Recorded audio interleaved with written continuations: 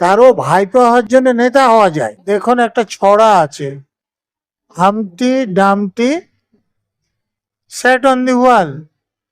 তো ধরুন যারা পড়াশোনা তার বাইরে কিছু করেননি, তো তাদের পক্ষে তো ওই বাচ্চাদের ছড়া বলাই স্বাভাবিক। বাজেটের উপর মন্তব্য করার জন্যে ওনার জ্ঞান কতটা আর উনি বাংলাকে কতটা জানেন।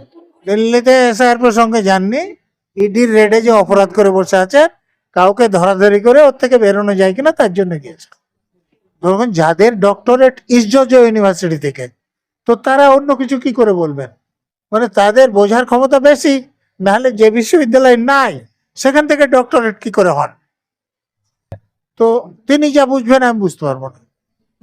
মোসাহেবি করার এক একজনের একটা সীমা থাকে। তো ধরুন আমরা কোনো আইপিএস অফিসারকে দেখেছি যে পায়ের জুতো টুতো খুলে খিচুড়ি বিতরণ করছেন আর তাকে বলছে যে পচাকে ডাক। তো অন্য অফিসাররা সেরকম পচা হবেন কিনা সেটা তাদের উপর নির্ভর করবে। সকলের এই ধারণাটা পরিষ্কার নাই থাকতে পারে। তো যারা যেরকম ভাষা বোঝেন তারা তো সেই ভাষায় কথা বলবেন, বা যারা যতটুকু বুঝতে পারেন তার বাইরে গিয়ে তো তাদের পক্ষে বলা কিছু উচিত নয়। যেমন আমি অর্থনীতিবিদ নই, অতএব বাজেটের ওপর কোনো বিশেষজ্ঞের মতামত আমি দিতে পারবো না। একজন সাধারণ মানুষ হিসেবে আমি যতটুকু বুঝি সেই কথাটুকু বলতে পারবো। আমি যদি বিশেষজ্ঞের মতামত এখানে দিতে যাই তাহলে আমি ভুল বলবো। বাজেটের অর্থ আমাদের, যেমন আমি একটা ঘর চালাই, আমার সংসারে কতটা চাল লাগবে, কতটা ডাল লাগবে, কতটা তেল লাগবে, তার জন্য আমি কত টাকা রোজগার করব, কত টাকা আমাকে দেনা শোধ করতে হবে, কতটা আমাকে তার জন্য দেনা করতে হবে, এইগুলো যে ঠিক করে, এটাই তো বাজেট। তো এটা একটা রাজ্যের জন্য বাজেট, এটা একটা দেশের জন্য বাজেট। তো আমার একটা পরিবারের জন্য যেরকম বাজেট হয়, একটা রাজ্যের বা দেশের জন্য বাজেটটা সেইভাবে ভাবতে হবে। দেখুন একটা ছড়া আছে, হামটি ডামটি সেট অন দি ওয়াল। তো ধরুন যারা পড়াশোনা তার বাইরে কিছু করেননি, তো তাদের পক্ষে তো ওই বাচ্চাদের ছড়া বলাই স্বাভাবিক। ধরুন যাদের ডক্টরেট ইসজজ ইউনিভার্সিটি থেকে, তো তারা অন্য কিছু কি, ইসজজ ইউনিভার্সিটি ডক্টরেট জানেন তো? তো ইউনিভার্সিটিটাই নাই, সেখান থেকে ডক্টরেট, তো তারা কি করে অন্যরকম কথা বলবেন? তো যিনি নন এক্সিস্টিং ইউনিভার্সিটি থেকে ডক্টরেট করতে পারেন তিনি বুঝতে পারেন।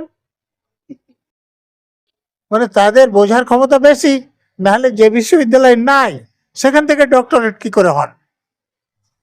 তো তিনি যা বুঝবেন আমি বুঝতে পারবো না।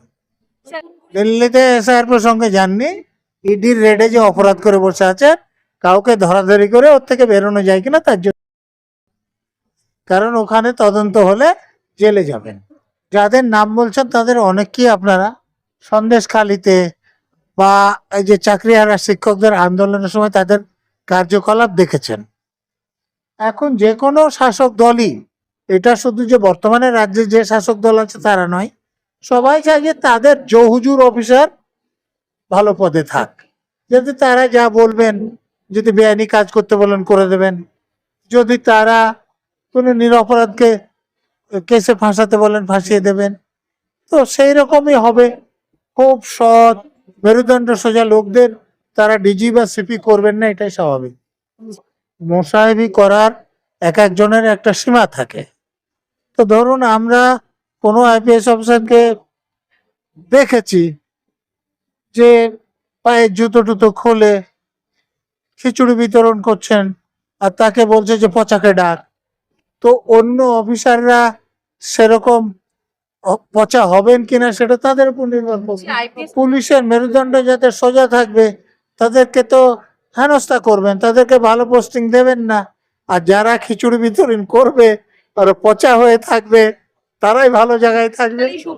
এই যে পুলিশের বিভিন্ন কার্যকলাপ দেখেছেন, চাকরিহারা শিক্ষকদের যে হাঁটু ভাঙা, চোখে ব্যান্ডেজ করা, তারপরে এই পুলিশ অফিসারদের বক্তব্য কি ছিল, সন্দেশখালিতে এই পুলিশ অফিসারদের বক্তব্য কি ছিল।